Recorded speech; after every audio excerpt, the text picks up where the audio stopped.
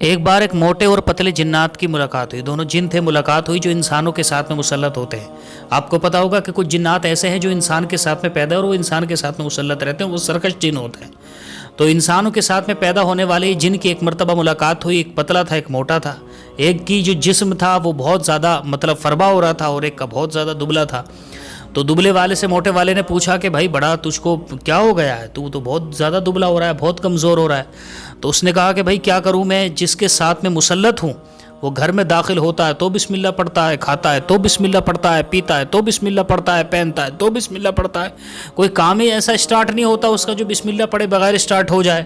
تو اس لیے میں تو نہ تو اس کے کھانے میں شریک ہو سکوں نہ پینے میں شریک ہو سکوں. بھائی میں اس وجہ سے میں تو ہو گیا بڑا کمزور. تو بتا بھائی, تو بڑا موٹا ہو رہا ہے, تو اتنا موٹا کیسے ہو رہا ہے؟ تو اس نے جواب دیا کہ میں جس کے ساتھ میں مسلط ہوا ہوں وہ تیرے سے الٹا ہے. وہ نہ تو گھر میں داخل ہوتے وقت بسم اللہ پڑھے, نہ کھاتے وقت, نہ پیتے وقت. تو اس وجہ سے میں اس کے اوپر جانور کی طرح سوار رہتا ہوں اور اس کے ہر چیز میں شریک ہو جاتا ہوں. تو میرے مسلمان بھائیوں, اس حکایت سے بھی ہم کو پتہ چلا, ہمارے بزرگوں نے لکھی ہے اور ظاہر سی بات ہے قرآن مجید نے ہم کو جنات کے وجود کی خبر دی ہے, تو ہمارے جنات کے اوپر ایمان ہے. کوئی بھی یہ نہ کہے کہ جنات ہوتے بھی, بھائی ہوتے ہی ہیں.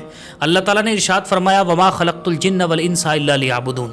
اللہ نے ارشاد فرما دیا ہم نے جن اور انسان کو پیدا کیا ہے, اپنی عبادت کے لیے پیدا کیا ہے. تو جن ہیں, مولا نے کہہ دیا تو ہیں, ہم کو دکھائی دے نہ دے, ہم کو پتہ چلے فی الحال, آنکھوں کے سامنے سے یا نہ چلے. ویسے تو بہت ساری طریقے سے پتہ چل جاتے ہیں, عمل کرنے والے پتہ لگا لیتے ہیں, جو لوگ عمل کرتے ہیں ان کو دکھ بھی جاتے ہیں. بہت طریقے ہوتے ہیں ان کو دیکھنے کے بھی, ایسی بات نہیں ہے. تو جن لوگوں کو نہیں دیکھا, ان کو نالج نہیں ہے, تو وہ لوگ اگر انکار کرتے ہیں تو دھیان رکھنا یہ قرآن مجید کا سری انکار ہو جائے گا اور یہ کفر میں چلا جائے گا. کیونکہ اللہ نے کہا جن ہے, تو کہے گا کچھ نہیں ہوتے, تو بھائی تو کس کو جھٹلا رہا ہے؟ تو اس لیے جنات ہوتے تو ہیں ہی ہیں. اب ایسا نہیں ہے, بہت ساری چیزوں کا تو انسان کو ابھی پتہ چلا ہے نا. یہ دنیا تو ویسے بھی عجوبوں سے بھری پڑی ہے. یہ دماغ انسان کا, کسی نے بایولوجی پڑھی ہو, کسی نے اگر فزکس پڑھی ہو, اگر کیمسٹری پڑھی ہو, تو اس نے اس عجائبات, اس دنیا کے عجائبات کے بارے میں کچھ پڑھا ہوگا, اس کو پتہ چلے گا. اس کو پتہ چلے گا نیوٹرون, الیکٹرون, پروٹون, یہ سب کیا چیزیں ہوتی ہیں. اور انسان کا خود, صرف انسان کا جو برین ہے وہ کتنا کمپلیکیٹڈ ہے. یہ سارے جو عجائبات ہیں وہ انسان کے سامنے کھلتے ہیں. انسان کو کیا خبر تھی وہ کس طرح کے میکینزم میں بندھا ہوا ہے, لیکن یہ سب کچھ ہو رہا ہے. تو یہ پہلے تو خبر نہیں تھی, اب بعد میں خبر چلی تو پتہ چلا نا کہ کتنے عجوبے ہیں اس دنیا کے اندر, اس دھرتی کی مٹی پر, اس مٹی کے اوپر ہی کتنے عجوبے ہیں اس مٹی میں. تو یہ دنیا عجائبات سے بھری ہوئی ہے. بہت ساری چیزیں انسان فائنڈ ہی نہیں کر سکا تھا, تو اس کو احساس کرنے لائق ہی نہیں تھا. اب اس کو تعجب ہوتا ہے. ایسے ہی انسان ابھی فائنڈ نہیں کر پایا کہ جنات کا وجود کیسا ہوتا ہے, لیکن مولا نے کہہ دیا ہے سو بس ہے. تو اب وہ ہیں تو, اور اسی طریقے سے انسان کے ساتھ میں بھی رہتے ہیں.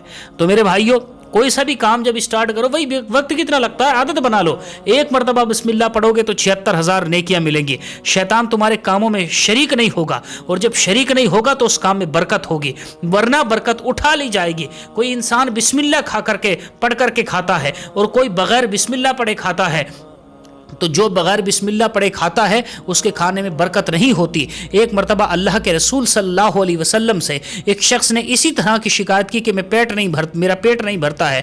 تو اللہ کے رسول علیہ الصلوۃ والسلام نے اس کو کچھ ہدایات دی, اور اس کے بعد میں کہا کہ یہ کر کے بھی میرا پیٹ نہیں بھرتا. تو اللہ کے رسول نے ارشاد فرمایا کہ تو بسم اللہ نہیں پڑھتا ہے, بسم اللہ پڑھا کر. تو جب اس نے بسم اللہ پڑھ کر کے کھانا شروع ہوا تو اس کے کھانے میں برکت ہوئی, اس کا پیٹ بھرنا شروع ہو گیا.